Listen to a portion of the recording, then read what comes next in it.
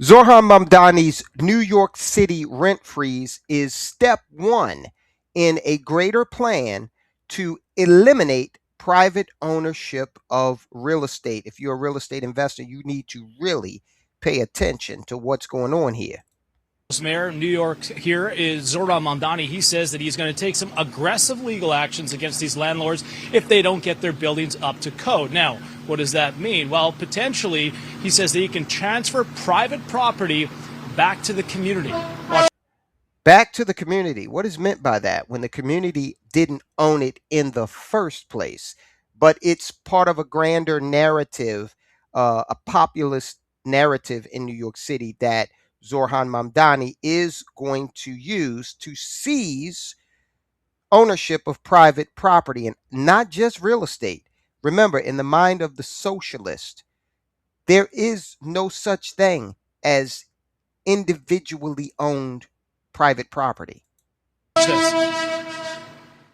City Hall will rewrite a legacy of neglect with the largest city capital commitment to NYCHA in decades.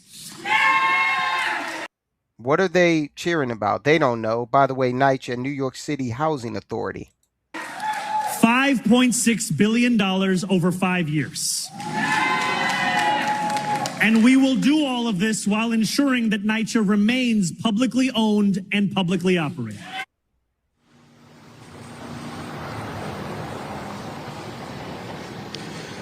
Yeah, so this was all part of Mayor Mamdani's campaign that got him elected here. Under the law, though, it is possible for the city to seize private property. Last year, the city seized a building from an owner who owed nearly $28 million in taxes and fines. Now, that was turned over to a nonprofit that worked with the tenants. But okay, so now you understand the mechanism behind how this is going to happen. And the rent freeze is going to enable the acceleration of these seizures. How is that possible? Well, it's funny because the guy that ran for mayor in LA, he had a ex post that encapsulated it. Spencer Pratt, they're not freezing your rent. They're freezing your housing provider's income while their expenses keep increasing. The point isn't to make your housing affordable. It's to make providing housing financially inviable so government can seize the unmanageable properties. Our lack of financial literacy is going to destroy us, absolutely. So what Spencer Pratt is illustrating here is the fact that inflation is not frozen, all right? So when you talk about a rent freeze and then at the same time you require the landlords to keep the properties up rightfully, right? Who wants to live in a slumlord property? But you constrict the ability of the property owner to make updates to the property if they're not able to afford it. So what this is going to do in a lot of cases, given inflation, is it's going to make providing housing in New York City absolutely unaffordable. You're going to find a lot of properties that fall into this rubric of being seized by the city and then gifted to nonprofits. Okay. And these properties will still appreciate. They'll still be appreciating, but under the ownership of the nonprofit. Now, this has already started to have a ripple effect. We see investors leaving these investments to provide these arrangements to provide property in New York City. In fact, one huge example is Sergey Brin, one of the founders of Google. Google founder Sergey Brin exits New York real estate after Mayor Zohran Mamdani's rent freeze, sells his investment in a real estate fund for 6 cents on the dollar, okay? Walked away from the sizable bet because he knows that the prospect of making money from providing housing in New York City has just become impossible.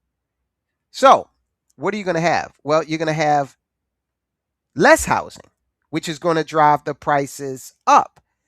Zohran Mamdani is like most liberals. They don't understand the concept of cause and effect, especially if it has anything to do with economics. So Mamdani's frozen rent will make New York City more unaffordable.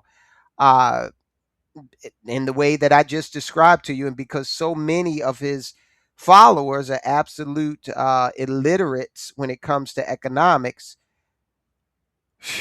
it's going to culminate in a very bad situation. So, to the real estate investors out there, here's what you have to do. It's 2026. So you have to take a careful look at the jurisdictions, the municipalities where you're buying property in.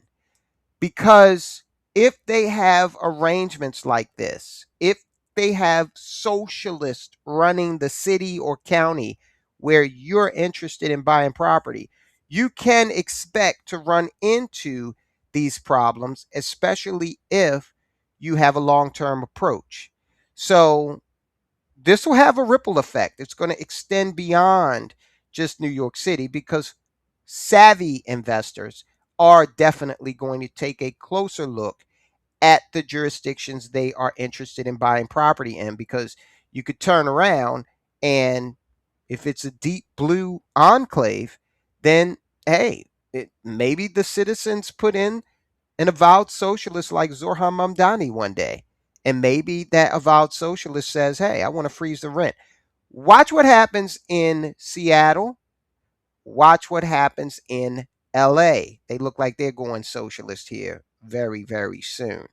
Now, Sia Weaver, she is on Mamdani's team, and she had some very interesting things to say about this whole situation and how Mamdani and herself feel about private property. When these socialists tell you who they are, believe them. Mamdani's housing policy is raising some concerns here with New Yorkers, fearing that this could lead to a dangerous path towards Marxism. Critics point to comments that the city's tenant director made, Sia Weaver. She says that property ownership is racist. People like home ownership because they like control, and that's been perverted by like.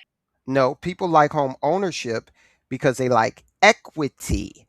They like being able to pass that equity on to their heirs. Property ownership is racist? I own property. Deep racism and deep classism. Her mama owns property. Her mother has in Kentucky or Tennessee, she has a in excess of a $1 million property. Her mother, Sia Weaver's mother. In our societies. And why rent control is really important is because rent control alters the power dynamic between renters and who owns the building. Okay, so these are the people that are coming to the fore and that are inheriting power. They don't know anything about how the economy works. They don't understand cause and effect. But yet, this woman is writing housing policy in New York City.